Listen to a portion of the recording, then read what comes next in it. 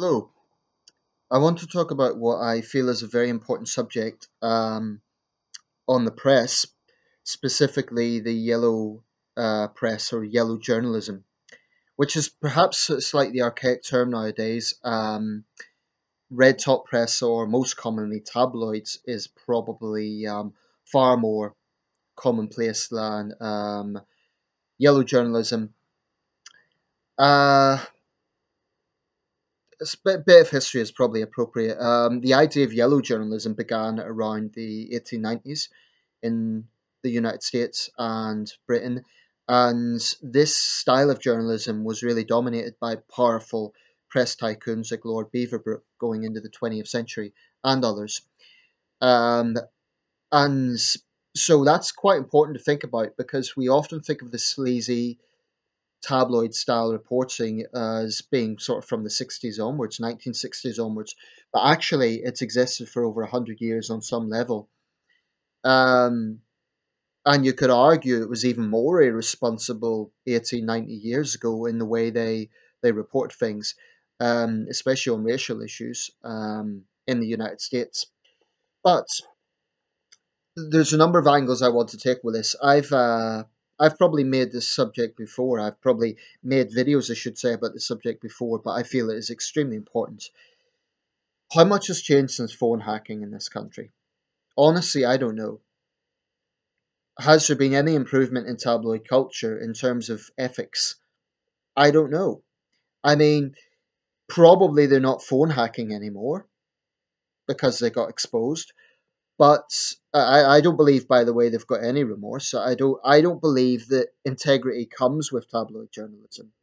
I just don't believe it. I think that sleaze and shallowness and a lack of integrity is integral to the whole nature of tabloid journalism. I just don't believe that top tabloid editors have any integrity whatsoever. Sure, they might, have the occasional charity campaign, but that shouldn't exonerate just how poisonous their style of journalism really is. Now, there's a few things I want to clarify with this. Quite often, when people attack tabloids, there's an assumption that's coming from a left wing perspective. Well, it's true that most British tabloids probably are right wing in nature.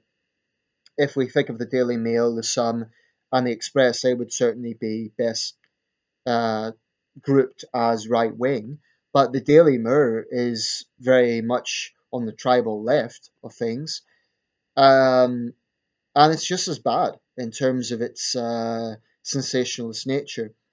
I mean, the gulf between red top papers and so-called quality papers is huge, and that's not to say that quality papers are above criticism. Far from it, but the whole nature of reporting is just totally different. One of the main defending characteristics that I've noticed with the tabloids is they say that the quality papers are snooty, that they're snobby.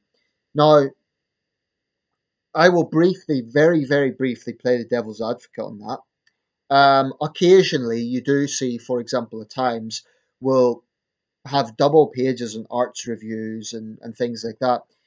So, to some extent, I can see where that snobby aspect comes from because it would give the impression that it's catering for a very small metropolitan elite. Having said that, I think the entire tabloid industry, and I do say this collectively, is so rotten to the core that it's it's beyond redemption. And I think phone hacking maybe changed something, but I can see fundamental problems that existed 10 years ago that haven't changed at all, and that's tragic. I would say one good thing is that the sales are down, but that might not reflect that people are suddenly not buying them from some sort of conscientious reason, but simply because it's now went to online adaptions rather than the print versions. But that's true across journalism generally. Um, I think the figures are somewhere in the region of, and these are not exact figures by any means, but it's something like 3.5 million copies of The Sun 10 years ago, It's around 2.5 million today, something like that. So there's clearly been a decrease in all the papers. But I think, like I say, that just reflects a change in how the industry has had to change. There's far more options online now. But what I think has not changed, well, I think the lack of responsibility is very much apparent. Because if a tabloid makes a mistake on their cover, let's say, for example, they falsely smear someone, nothing has changed in terms of that because they will be obliged to make a small apology on page 30. But that's all it will be. The Press Standards Authority, I believe it's called, oblige them to make some sort of recognition of that. But the point is, it will be in small letters on page 30, and it's the same with the broadsheets.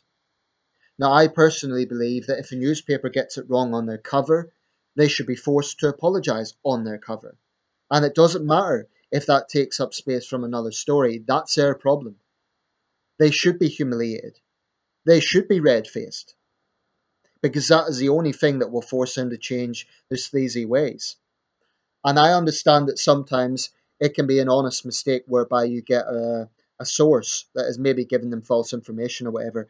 But the nature of tabloid journalism is such that these people will stoop to any low to get stories. Um, I've heard of accounts, for example, of tabloid journalists pretending to be medical personnel, pretending to be priests in order to gain access to a disaster site such as a train crash. That's how low these people will stoop. Um, but there is definitely a callousness also at the heart of tabloid journalism. Like I say, one of the counterpoints is, oh well, the world of broadsheet newspapers is stuffy, it's boring, it's elitist, but they have a deeply entrenched mean spiritedness. I mean, they can run charity campaigns. That's fine. They can raise money for comic relief in order to cover themselves. So what? I mean, yeah, it's good that money's going to good causes, but you're balancing that against inherent sleaze. I mean, if you look at their track record, there is simply it's too massive to go into detail in one video. I'm just going to give a few examples. The Joe Yates murder case in Bristol, about 10 years ago, young woman was murdered in Bristol. Now, at the time, I believe it was the Daily Mail and other tabloids basically smeared her landlord as being a bit of an oddball. And they never directly accused him, but it was this constant play on language and this constant presenting of this man in a very negative light that then led to basically character assassination. Now, as it transpired, he was completely innocent, and it was a Dutchman that was arrested and sentenced for the crime. He did so, and I believe he got some financial settlement. But I think the effect of that sort of character assassination, is something that lies at the very core of tabloid journalism, and they do it all the time. Um, but it isn't just character assassination of individuals. They will demonize entire groups. And this is not being politically correct, it is a fact. This week there has been an issue with apparently a left wing campaign group called Stop Funding Hate. They campaign to stop the tabloids as they see it scapegoating minorities who can't defend themselves. Boris Johnson has weighed into it, defending the tabloids, and he has argued that because the approach that they take is putting pressure on retailers and wholesale companies to pull out advertisements from these papers because they say that their advertisements is helping to fund these papers. I've mixed views on it. I don't think that they should necessarily use those tactics. I don't think they should bully retailers into not advertising. On the other hand, Johnson is implying that the tabloids are totally innocent. Well, he would say that. I mean, Boris Johnson is a former newsman. He's former editor of The Spectator. So it doesn't at all surprise me that he's defending the tabloid industry. He was talking about this left wing campaign group being sinister. Well, I'm no fan of the hard left, but on this issue, I do think they have a point. If you look at the way that tabloids report things, it's unquestionable that they report things in an incredibly reckless way. Now, here's my issue. Unlike the left, I don't believe that issues like immigration and Islamist terrorism should be a no go. I think they should be discussed. Absolutely. And I don't believe that anything should be off the table in terms of discussion and in terms of critique. However, they are right to say that when you demonize a particular group every single day in a very pronounced way, that has effects. So when tabloids have glaring headlines like 50,000 illegals take our jobs, that's an example of what I'm talking about. That has an effect.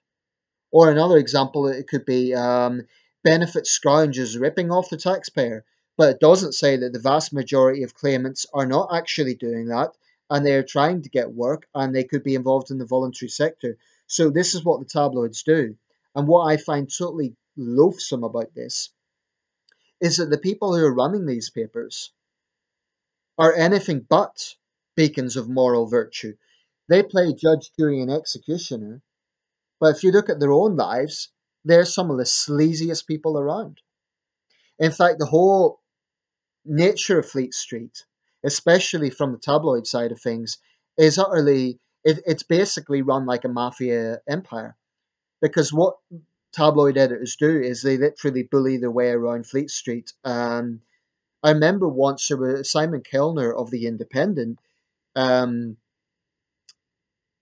recounted how a tabloid editor, I believe it was Kelvin Mackenzie or someone from the Sun, barged in, barged in to the offices of the Independent. I forget what the specific dispute was over, but I think they were taking issue with how the Independent had reported phone hacking, something along those lines.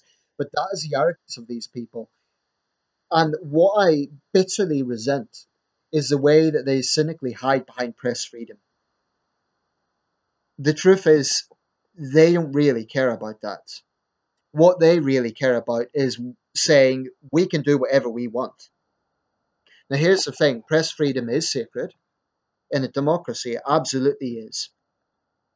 But I don't think people should be fooled into thinking that when these press tycoons, when these powerful tabloid editors are whinging about their freedom being attacked, as far as I'm concerned, politicians should have the right to stand up to tabloid editors and say, well, actually, you're wrong.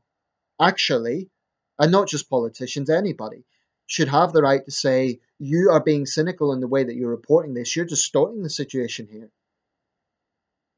But what I find disturbing is there are certain aspects of tabloid journalism that are now creeping into so-called respectable journalism. I mean, the BBC, for example, is starting to take this approach of doorstepping, which is basically an aggressive form of journalism where you go to a public figure's house, their own house, ram a camera in their face, and demand answers from them. I do, I absolutely support the principle that public figures should be held to account, but I do not want to see Jeremy Corbyn or any other public figure hounded on their own doorstep. I believe that everyone is entitled to a certain degree of privacy. And I find that totally disgusting. I think the French laws on this are much better. The French idea that public figures are entitled to a certain degree of privacy. Now, the counter argument would be if you give them too much privacy, then that paves the way for cover-ups and so on. I can understand that argument, and you could say that France has more top-level scandals than we do, but surely there has to be some reasonable middle ground here. And I would argue newspapers in this country, in some regards, do have far too much power. And I think they always hide behind press freedom as an excuse to basically say, we can do whatever we want. I do believe that if they make a mistake on page one, they should be forced to amend it on page one. Why should it be in tiny little letters on page 30? Um, Another thing I find totally despicable is the way the tabloids use the paparazzi. As far as I'm concerned, the paparazzi are criminals. They are stalkers. We should stop calling them photographers. They are not photographers. They're thugs. They're bullies. And as far as I'm concerned, they should be treated like the criminals that they are. The British laws on this are better than American laws. We're a bit stricter. The goodness knows California, it's it's really appalling how much the paparazzi can get away with there. But I really do think that this industry is rotten to the core. Now, I am not naive. It's not going to change anytime soon. And in terms of accountability, they will say, oh, but we are accountable because people can choose whether to buy the paper or not. But I do think if you really think about it, the editor of The Sun, how often does he have to face the public? Never. Really, when you think about it. Whereas government ministers, I would argue, are under more personal scrutiny because they have to appear on Question Time. Every single decision they make is heavily scrutinized. I do believe tabloid editors are equally powerful, but they get away with far less scrutiny. And I think that's wrong. I think they should be held to much more personal scrutiny, at least as much as government ministers. Why? Because they're equally powerful. Because what they publish has an effect. And I think there is too much about the industry that still needs to change. I am not expecting every single newspaper to be, academic. I think also there are some points about tabloid journalism that I suppose you could argue they fill the gap that broadsheets don't do. I mean, there's areas that broadsheets won't cover. And I admit it does irritate me when the Times or the Telegraph or the Guardian have a double page on the arts when you might have, for example, very serious crime going on. So I suppose the tabloids would argue we're covering things that others are afraid to talk about. Okay. Again, for me, it's not the issue itself, it's the way that they're doing it. It's the sensationalist way they're doing it. So my point would be, yes, let's talk about Islamist terrorism. Let's talk about immigration. Let's talk about all these issues. But the way that the tabloids do it, more often than not, is toxic. It's absolutely toxic. And if anyone thinks this is harmless, that is incredibly naive. That is incredibly naive. I'm not saying that people read a tabloid then go out and commit hate crime. But when you get tabloids pumping out distortion about segments of the population on a daily basis, when they come out with these crude generalizations on a daily basis, demonizing the unemployed, demonizing immigrants, it does have an effect. And I think that is evil. I have no hesitation in using the word evil because this has an effect. And for me, it's not about being politically correct. I believe that the press can be blunt. They can call a spade, but they have to show the whole picture. And that's the problem with the tabloid industry. And it isn't just the tabloids. I mean, I've discussed before how the BBC and CNN are biased. Every media outlet is. But there's something particularly despicable about the way tabloids do things that I just find. There's also a huge amount of hypocrisy. I mean, they will still show young women on page three topless. And these are really borderline young women. We're talking about 19-year-olds. So they're just legal. And then, on page four, they will talk about pervert caught spying in women's changing room. I mean, the hypocrisy is unbelievable. But I just want to see tabloid editors held to more personal account, more personal scrutiny. Because these people really do think they can do whatever they want. I'm not saying that British laws let them do whatever they want. There are certain libel laws in place in this country, for example, but I still think they get away with way too much. And I will say this, people say, oh, if you don't like it, don't buy them. That's naive, okay? Because if you're saying that their reporting has no influence, and if you're saying that as someone who follows politics and who follows current affairs, I shouldn't be concerned about it. I am concerned about it. It does bother me because I believe this damages, I believe it has damaging effects. I'm genuinely concerned about it. Um, and I basically, I just despise it. I despise tabloid culture. And I don't disagree with every single thing they say. That's not the point here. Okay, so if they have a report, let's say you get a mugger beats up an old woman and they call the mugger a thug, I'm not going to disagree with that. But what I do disagree with is when, for example, they will take one violent crime and then have a headline saying crime is out of control and not really back up any statistics to support that. So it's the sensationalism, it's the distortion, it's the way they use the paparazzi, it's the arrogance. All these things at the core bring about an incredibly arrogant and they have destroyed lives. Innocent people have been destroyed by the tabloids, and I think that is utterly despicable. Utterly despicable. So if this was an election year, it's not. I mean, well, we've just had an election, but I always say at election time, I urge my fellow citizens, for goodness sake, whether you vote left, right, or centre, do not be influenced by what the tabloids tell you. Do not let these tabloid tycoons steal our democracy. I mean, as far as I'm concerned, Murdoch should be a persona non grata. The man is an enemy of democracy. And that will be my closing point. Thanks for watching.